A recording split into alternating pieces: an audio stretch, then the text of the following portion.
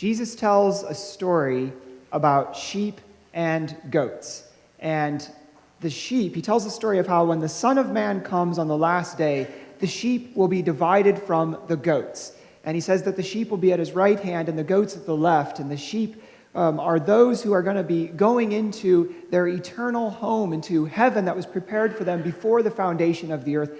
The goats are going to be going into the fire that was prepared for the devil and his angels as eternal punishment.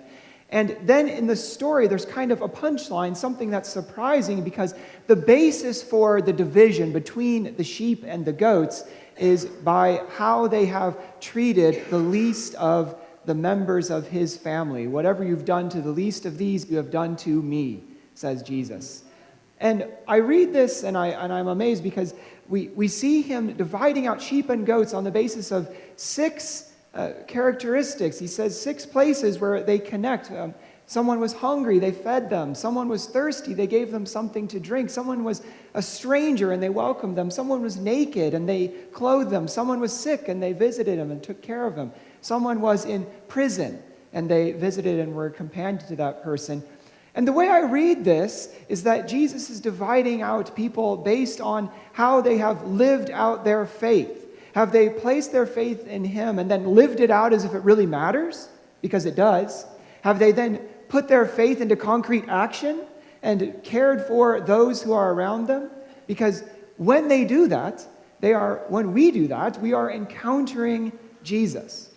And you know what I want to do is help us remember this in this morning, that whatever we do for someone who is in need, we are doing that unto Christ, and that's what he calls us to remember. And I want to help us focus in particular on the welcome that he talks about there. When I was a stranger, you welcomed me.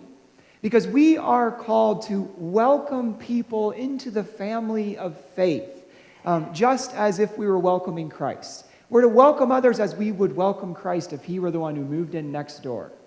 And this is really powerful because we're starting this year, the year of discipleship. And we're going to be talking a lot this year about how we deepen our walk of faith as disciples and also how we make disciples. And it seems to me that the very first action, the very first stance that we have to have as Jesus followers, as disciple makers, is welcome. We have to have this capacity and be growing in our capacity to welcome people into the faith. And I think that's really, if you look at the shape of Jesus' ministry, that's what you see him doing all the time. I mean, Jesus was a disciple maker, and the way that he started off making disciples is by welcoming. Look what he does in the Gospel of John, right? He's walking along, and some of John the Baptist's followers, they come and they follow him, and he eventually turns around and he says, "What are you seeking?" Right? What are you looking for? And then Jesus says to them, "Follow me." And so he starts off by giving them this invitation, this welcome to follow him. He starts off by saying, what's your question? What do you want in life? What are you seeking? He has this very welcoming stance. Or even just look at how Jesus' entire ministry, how when we think about him as the Son of God who is born among us human beings for our sakes, think about how that plays out. While we were yet sinners, right? Romans chapter 5, we didn't deserve it. He came and lived and died and was raised for us. And so that is the greatest welcome that we could ever possibly experience, because Jesus opened up the life with the Father when we did not deserve it. Jesus came to us when we did not think we even needed his grace, and he gave us that welcome. And I see him calling us to do the same, right? And there are these 6 categories, the hungry, the thirsty, the stranger, the naked, the sick, the one in prison. And he says, whatever you do to any of those people, you're doing it to me. I read recently a quote from a lady who is doing work with refugees in the Brownsville, Texas congregation. Refugees are showing up from Central America and coming into this country as immigrants. And she said this: "I treat everyone who comes in here, into this refugee center, as if they were the living Christ. Sometimes when we pick out clothes for the children, we give them clothes that they really don't like. And I invite them to come back to the pile and to pick clothes that they want. Because with each boy or girl, it's like I'm dressing Jesus. You know, that is what Jesus is getting at. That whatever we do for someone who is in need, it's as if we are serving him. And especially when we think about the welcome that he has called us to extend, we are welcoming others just as he has welcomed us, just as if we were welcoming him as a new neighbor. It's interesting because Saint Benedict, who was a man who was very involved in planting monasteries throughout Europe ages ago, he wrote something called the Rule of Saint Benedict that describes how those monasteries are supposed to be handled and governed. And he said this, that all guests who present themselves at the door of the monastery are to be welcomed as Christ, for he himself will say, I was a stranger and you welcomed me. And you know, I am amazed by this way that we come together at the table. Jesus told his people to do this, to remember him. And I'm amazed by it because it seems to me that it is such a profound image and expression of his welcome, right? Because if you just think about our experiences as human beings, how beautiful is it when we are invited to sit down at table with someone? When someone welcomes us into their home, how beautiful is that? And Jesus is tapping into that power, and he's welcoming us to share at his table. It is the good news, it's the gospel made very concrete and given a very specific form. Breaking bread and sharing cup. That's the good news. The welcoming is the good news. The invitation to be a part of life with him, part of the life of the church, is the good news. And you know, a lot of us, I think, if we've grown up in the church, or we've been a part of the church for a long time, can kind of forget how powerful it is to be welcomed into the family of faith, right? But there is so much stuff out there. There is so much hardship that people are facing, that all of us carry around in our hearts. There is so much that is difficult and challenging, and we kind of sometimes can come before God and wonder what's going on. And I think that the power of the welcome, that invitation to join us on this journey of faith, the power to experience Jesus' life, death, and resurrection, the power of the welcome is grace. And all of us need that. All of us need to be welcomed into that family. And Jesus is saying, do that. Welcome just as you'd welcome me. It all begins with the welcome. Now, how do we show that welcome?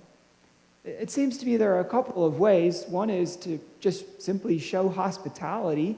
And, you know, you see this in the scriptures. You see how Paul writes in Romans 12:13 that we are to extend hospitality to strangers, or how in his letter to Timothy in chapter 5, he says, all right, these are the ones you can put on the list of the order of widows. They're ladies who have become practiced in hospitality.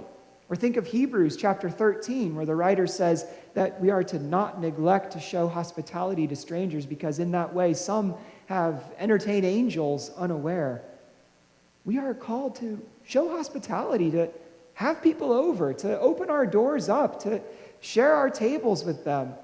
And so one thing we can do this year is just show hospitality to our neighbors. You know, when he said, love your neighbors, he meant your literal neighbors, but then he meant others that we encounter who we become a neighbor to. Show hospitality to one another and just seek ways to have each other over and connect. I think that's one way we show the welcome of the gospel. Another is to share the gospel.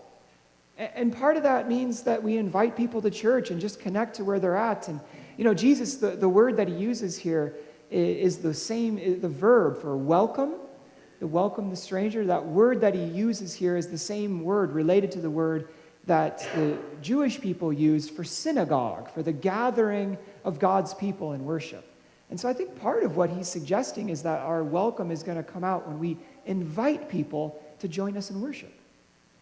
And perhaps the most important way that we can welcome people, and this is really at the heart of it, the most important way that we can welcome people is through listening. And by learning the sacred art of listening, I think we become the kind of people who create a space for others to safely share their journey and to talk about what's going on in their life. And boy, in my experience, that is one of the most precious gifts we can give to people. Logan Mel Laituri, who is an Iraq war veteran, he writes this: I think listening is hospitality, and it is at the heart of the gospel. Hospitality, that is. Hospitality has nothing to do with dogma or doctrine or uncompromising convictions. It has to do with responding to the image of God in our neighbor. You know, it is a really deep truth that I have learned and that I have seen in others, that we cannot hear until we've been heard. We cannot hear until we've been heard. We cannot hear the words of the gospel until we have had a chance to be listened to and to tell our story. And you know, a lot of times we kind of can get the idea that evangelism, and I want to help us focus on evangelism this year, but we can kind of think that evangelism is pinning people down for the gospel and kind of arguing them into the church and convincing them by our superior logic that Jesus is the way, the truth, and the life, and you had better believe this or you're going to hell. And we can kind of think that if we don't find all the perfect answers and all the perfect verses and aren't able to corner people with the gospel, that, well, we better not do evangelism, because that's kind of what evangelism is. But I am struck that evangelism is really sharing the good news. And the good news begins by listening. And this is why whenever I share my faith with somebody, I always start off with the question, which is what I think we see Jesus doing. Start off with the question, do you connect to a church? Are you a person of faith? Do you believe? And then from there, start to bring the gospel and this message of salvation and being able to connect to where people are at. It's not about having all the answers and being kind of a biblical concordance, a walking biblical concordance that is never stumped. It's about creating a space where people can share their stories. Because, when we listen to somebody, it's saying, your story matters to me. Have you ever had anybody do that for you? It's saying, your story matters. And because your story matters, you matter to me. It's saying, I love you. I care about you. You're important. And when we listen, we create that sacred space. It's a basic act of love. And you know what? I think a lot of times we don't take Jesus seriously on this. And I just mean we as the church. I think this West Zion is a wonderful place of welcome. We can always grow in this, but I think we are a welcoming church. But I think also often we don't take Jesus seriously because we kind of look around and we kind of say, a lot of these folks around me, they don't look like me. They don't act like me. And I know it's so easy, especially as Christians, to shut ourselves up in a world where all of our friends are believers and all of our coworkers are our believers and everybody that is in our sphere are believers, and we kind of all speak the same language, but then we're not in a place to be able to welcome. And you know what? It's interesting because Jesus doesn't say that the qualification for welcoming or the qualification for reaching out to people is that they look like us, that they share a lot of things in common with us. He says the qualification is that they are in need. They're hungry, thirsty, a stranger, naked. They're sick. They are in prison. And we respond to that need through Christ's love. And I think what's interesting to me is that the need to be welcomed is right up there with the need to be fed and clothed and the need to be visited in prison. I mean, it's right up there with these roof over our head and food on our tables. Think about how damaging loneliness and isolation are to people. Jesus is saying that's right up there. Welcome people. So we need to develop our gospel welcome. And again, not as a criticism, but as an encouragement, because I think we do this, but we can deepen our capacity to welcome people. We need to grow in our desire to welcome people into our homes through hospitality, into our faith through evangelism, into our lives through listening, into our church through worship. We need to be asking this year, how can I connect to my neighbor? How can I talk to my friend about my faith, or lead my family member to consider the gospel, or talk to my coworker? And we aren't going to be welcoming the sheep, right? When I was a kid, we had sheep. Sheep stick together. And goats kind of stick together too, right? But we are not going to be welcoming other sheep so much as welcoming those who are different from us. I'll tell you a story. In Illinois, my dad and my brother, they have this fenced-in area, and they keep some goats there. And last year, a couple years ago, one morning my brother goes out there and he sees the goats, but he sees something different too. So he looks and goat, goat, goat, white-tailed deer in the pasture. Now, I mean, it's Illinois, so white-tailed deer are thick on the ground, right? But he looks and he sees this white-tailed deer who's in the pasture and is just kind of hanging out with these goats. And the funny thing was that it didn't just go and leap over the fence and disappear into the fog. It stayed there. And it ate with the goats. And it grazed with the goats. And it was kind of nervous about being with these animals that aren't quite like it, that don't share its life. It was kind of nervous about human beings walking around and what's that tractor and what's that pickup truck. But for some reason, this deer just stayed with the goats for quite a while. And eventually, it got tired of the goat life, I guess, and decided to go and jump over the fence and take off. But that deer lived with the goats, even though it was not like them. And you know how sometimes when we present the gospel, people kind of get the deer in the headlights look? I think sometimes when people come to church, or when they hear us talking about our faith, they can kind of get the deer with the goats kind of look, right? The deer in the goat pasture. It's sort of like, I'm not sure if I belong here. I don't know if this is my place, because you're all of one species, you're all acting, you know what to do, but I don't. And they're kind of skittish, kind of standoffish. But we are called to be the goats who welcome the deer, if you can follow that. We're called to be the ones who are inviting those who are different from us, not to be just inviting those who are like us. To create a space where it's safe for newcomers to come and plug in and join our fellowship of faith, to welcome that deer. Jesus is calling us to welcome others as he has welcomed us. And brothers and sisters, that's part of what we learn at the table that the Lord has laid for us. That's part of what we hear in his gospel. That's part of what I pray we can grow in during this year of discipleship. May we learn to welcome others as Christ has welcomed us. Amen.